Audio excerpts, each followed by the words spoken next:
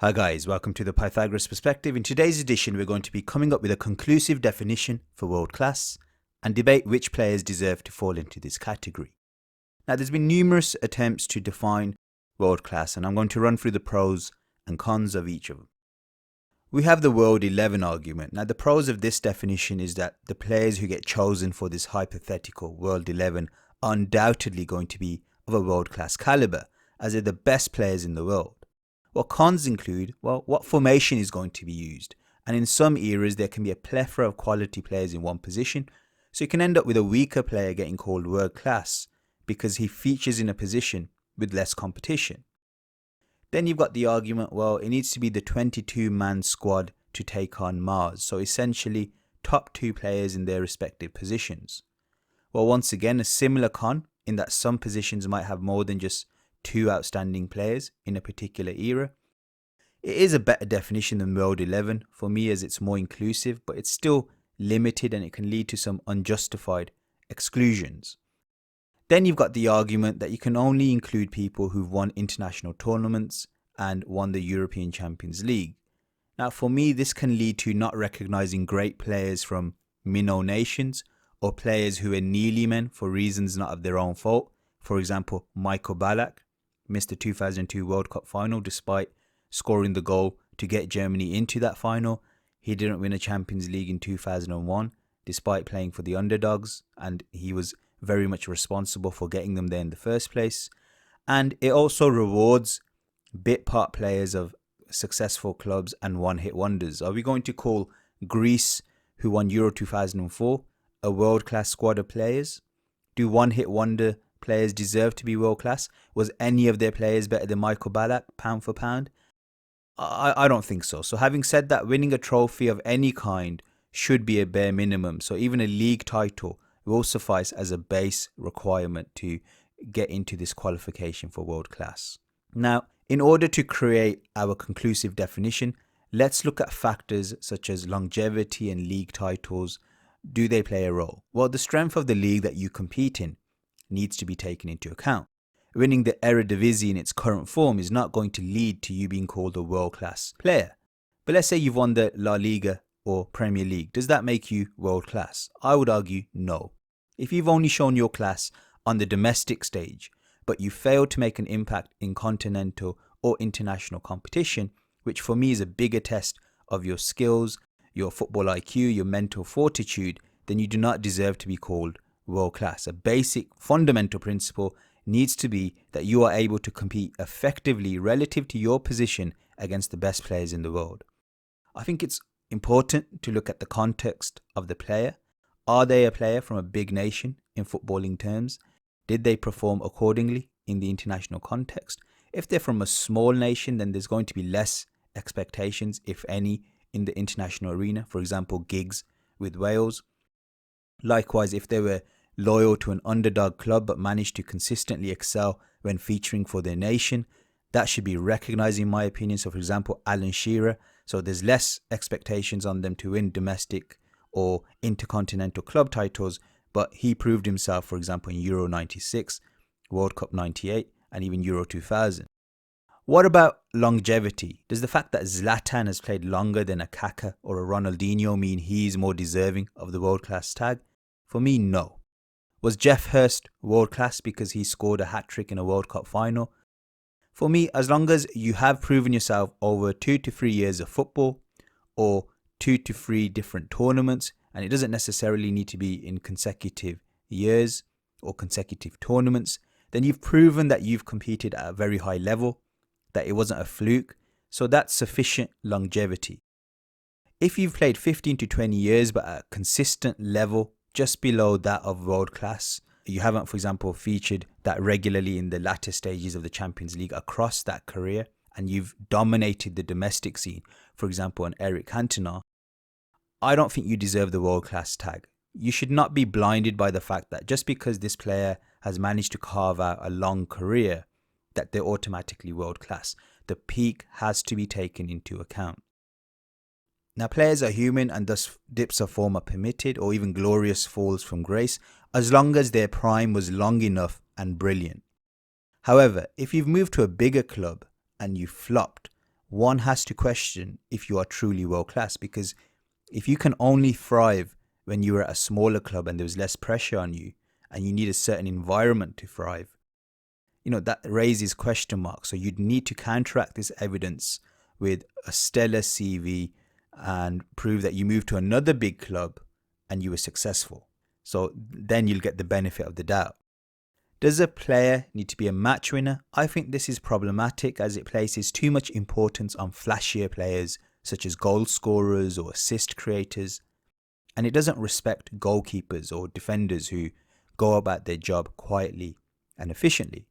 Take someone like Van der Sar. He really wasn't a match winner in terms of his goalkeeping style. He wasn't that eye-catching, but he rarely lost matches due to errors, and he was an incredibly reliable and technically very complete keeper. So for me, he earned the status of a world-class goalkeeper. In terms of forwards, it's not necessarily about goals all the time. Hold-up play and the quality of it needs to be taken into account, in addition to tactical importance of certain players' role to the overarching team philosophy. Does that player also bring a fear factor or a respect factor relative to their role? Well, okay, so you might not necessarily be the match winner, but you do need to be an important player in your respective team's success. How essential are you to the team?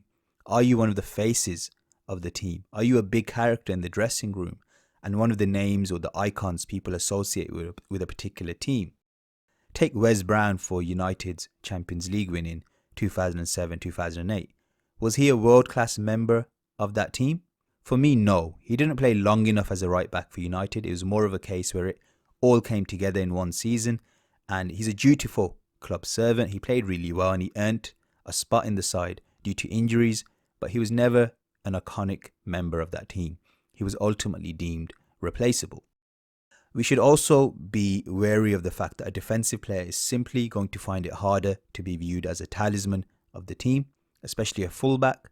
So we need to be more nuanced in the way we assess the importance and value to a side. You can't just look at goals and assists, but look at their overall play, their defensive prowess, in addition to their contribution to build-up play and their tactical importance. Skill level. Does a player need to be technically brilliant to be called world-class?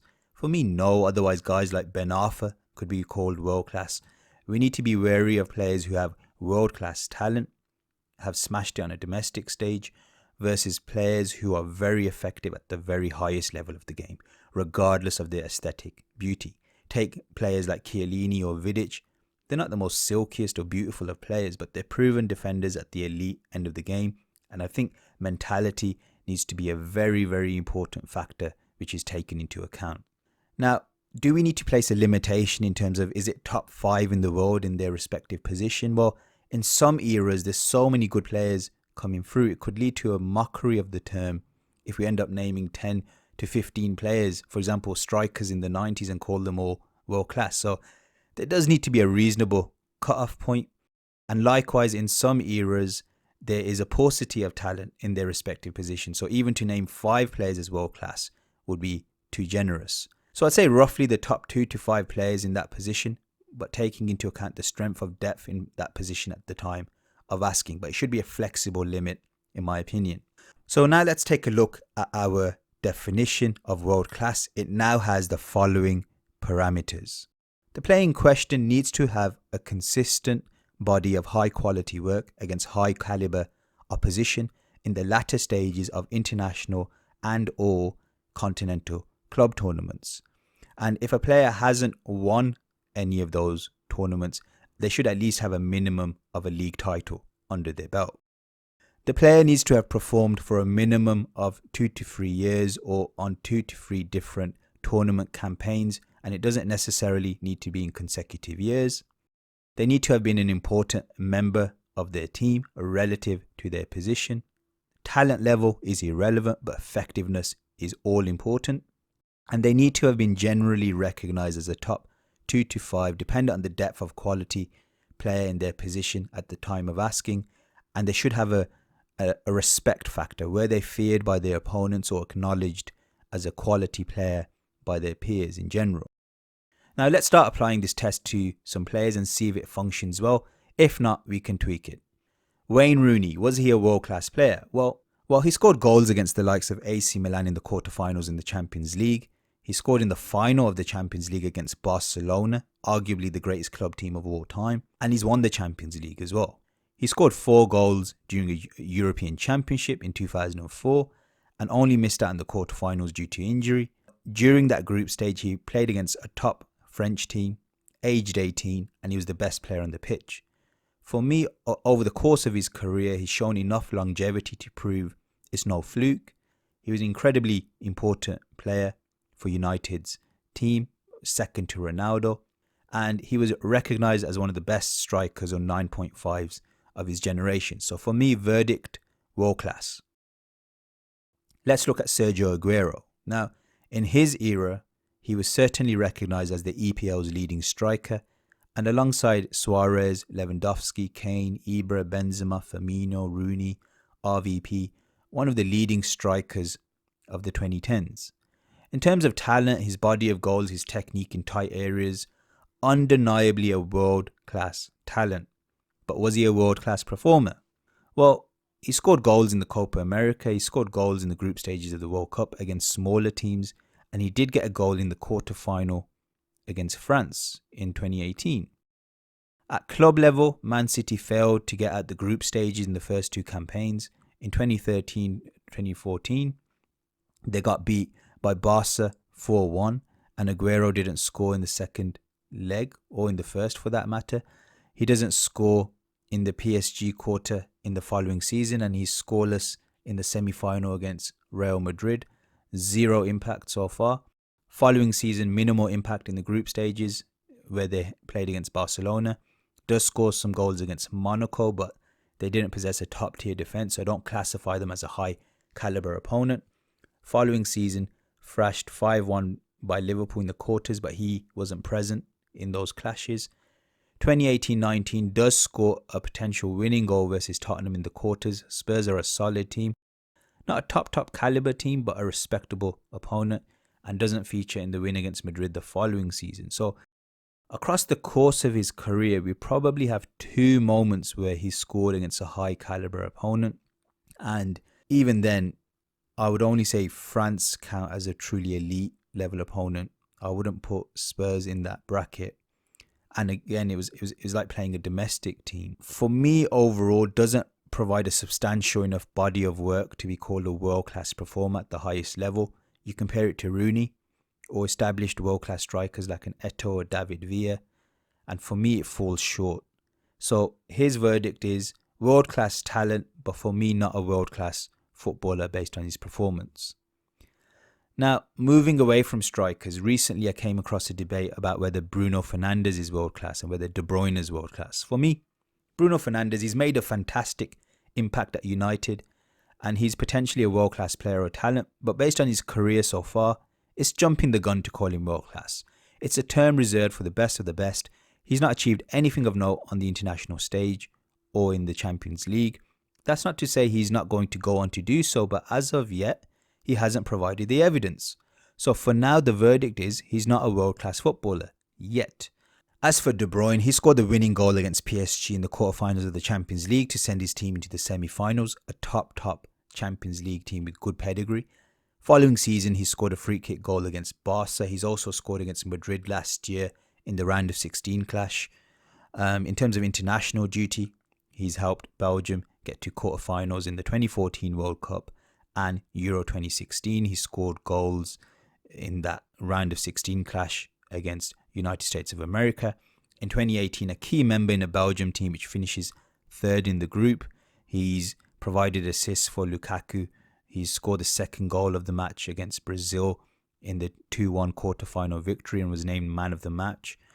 And he was also a pivotal figure during England's defeat in that 3rd place playoff. So, and then you take into account his reputation as the best attacking midfielder of the current generation. So, whilst his CV is nowhere near the likes of Iniesta or Zidane, based on his current level of competitors and the fact that he has proven his effectiveness in some big games against the likes of PSG, Madrid, Brazil, and the fact that he could probably get into most teams in the world, verdict for me, world class.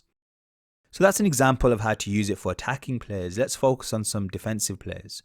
Sir Alex Ferguson once stated that the only world-class players that played for him were Ryan Giggs, Scholes, Cantona and Ronaldo. I thought this was a joke statement and incredibly disrespectful to some of the defensive colossuses and the midfield greats that featured under him. And for what it's worth, I don't even think Cantona was world-class because he failed to prove himself in the international or continental arena. He's just a domestic great. Players such as Schmeichel, Van der Sar, Ferdinand, Vidic, Stam, Evra, these are world-class players. Roy Keane, Ireland's best player in the World Cup of '94, that monstrous display against Juventus in 1999, and generally over the course of his career never looked way out of his league when he was playing top-class European sides. They've proven their quality across multiple European campaigns against top opponents, and for their nations they've performed well. I mean, just going back to Evra, valuable member of a team which got to the Champions League final twice, winning it once, then goes to Juve, incredibly important member down the left, gets them to the Champions League final again, part of a French side which gets to the final in Euro 2016. And in his generation from, I'd say, 2004 to 2010, there was other quality left backs, Ashley Cole, Abidal, all of them, including Evra, world class, proven at international level. I mean, just take Ashley Cole, his performances against Ronaldo in Euro 2004, World Cup 2006, runner-up in the 2005 Champions League, winner of the Champions League in 2012. Abidal, key member in the World Cup in 2006, unlucky to miss out on the 2009 Champions League final for Barca, but then goes on to win it in 2011. So all of them world-class credentials. So to finish off this video, I'm just going to go through my world-class player list from players who are still playing at a world-class level going into the 2010s. Now, there's some obvious names on the list, but there's also some controversial exclusions. Looking at the goalkeepers, I've excluded De Gea for now. For me, mentally not proving himself on the tougher international and elite stages of the Champions League. He's a world-class talent. He's probably superior to some of the names on that list, but he's not proven himself on the big stage. In terms of the current generation, Alisson's won a Champions League and a Copa America. Courtois is someone who's been in finals. He's also been a key member in that Belgium team which got to the semi-finals of the World Cup. So for me, he's got a sufficient body of work now to prove he's a world-class goalkeeper. Ter Stegen should arguably be on that list too. He has won a Champions League. But for me, because he was number 2 to Neuer at the World Cup, he needs to just prove himself one more time, some way, somehow, on the big stage to earn world-class status. In terms of right backs, I think they picked themselves. Carvajal, very underrated, but someone who's been part of a squad which has won multiple Champions League titles and a key member within it. Maicon, potentially a controversial inclusion because of his performance versus Gareth Bale, but he did win 2 Copa Americas in the 2000s. And for me, it was almost like he'd come to the end of his career when he won that Champions League and he had no more energy to give. So when he did come up against Bale, it wasn't peak Maicon versus Bale for me. It was a washed up version of him. So I'm giving him the benefit of the doubt there, but he's a borderline inclusion. Left backs, Evra, Cole, Abidal, Alba, Marcelo, for me, 100% deserve to be there. Alaba, possibly a more controversial inclusion. He was world-class during his period in 2012-2013 when Bayern went on to win it. Since then, he's had a dip in form, playing around in different positions, and he's come back as a centre-back. So I still think, based on his overall career, he just about manages to secure world-class status, but again, that's a borderline inclusion. Moving on to sweeper or ball-playing centre-backs, Ferdinand, Varane, Bonucci. Now, I know Varane has gone for a dip in form recently, and you could argue he's a secondary centre-back, not a primary centre-back, but what a great secondary centre-back he can be with the right partner. He's proven himself in the Champions League. He's proven himself in World Cups, Euros. So I think it's very harsh to say he is not a world-class defender. So he deserves to be in there, in my opinion. Thiago Silva was another borderline inclusion for me because he hadn't been proving himself in the latter stages of tournaments. But I think with PSG finally getting to a final, in addition to his performances for Brazil in getting them to the semi-final. I think overall his reputation over his course of his career, I think the CV is just enough now to push him over that definitive world-class status. Aggressive centre-backs, all of those players for me have proven themselves at the highest level. They shouldn't have any question marks on them. I know people will say, well, Vidic got done over by Eto'o or got done over by Torres. Well, for me, they're world-class strikers. You are allowed to have weaknesses against players as long as your overall level was world-class. And remember, some of these players might just be world-class, but others are greats of the game. So whilst Vidic might not go into that level of category, he was certainly world-class during his prime. With regards to CDMs, we've got Mascherano, Busquets, Alonso, Casemiro, Cambiasso. All of them for me deserve to be in there. Box-to-box mids, Schweinsteiger, Vidal, Kante, Rakitic. Now, Kante's Champions League credentials are questionable. However, he has won a World Cup and he was a key member in that winning of the World Cup. So for me, that in addition to the reputation he's earned over the recent years, pushes him over the edge to be called world class. Rakitic goes under the radar, but when you look at what he's achieved with Croatia, in addition to how good he has been for Barcelona, taking over the mantle from the likes of Xavi. I mean, it's such an impossible job to do. Of course, he's nowhere near Xavi in terms of class, but he's done a great job, I think, overall. Centre mids, Xavi, Modric, Pirlo, Cruz. We're talking about some of the greats of the game. Verratti gets in there for me because, you know, PSG finally got to a Champions League final. He wasn't able to play in there because of injury, but he's been a heartbeat of a team that's consistently been there or thereabouts competing against the best teams in the Champions League. And if you look at his performances in particular, he hasn't choked on the big stage. He's always excelled against the likes of Barcelona and looked on their level. So for me, he's been a consistent performer at that level. Okay, his performances for the Italian team haven't been up there, but he's been a consistent performer for PSG. Thiago Alcantara could potentially be on there. He's played at a world-class level last season. He's clearly a world-class talent. I just think he needs to show a bit more consistency because last season was his breakout season. We need to see whether he can match that again or whether it was a one-hit wonder in terms of the quality of performance. Attacking mids, Ozil, Iniesta, Silva, Schneider, De Bruyne. Ozil gets in for his performances with Germany. I think he was a consistent performer towards the latter stages of the Champions League as well in a Real Madrid team which got to semi-finals. I think David Silva deserves to get in there for his performances for Spain. Key member in Euro 2008, key member in Euro 2012. Okay, he didn't play well in World Cup 2010, didn't get given a chance, but sufficient enough CV to push him into world-class bracket. Right wing, no controversies there in my opinion.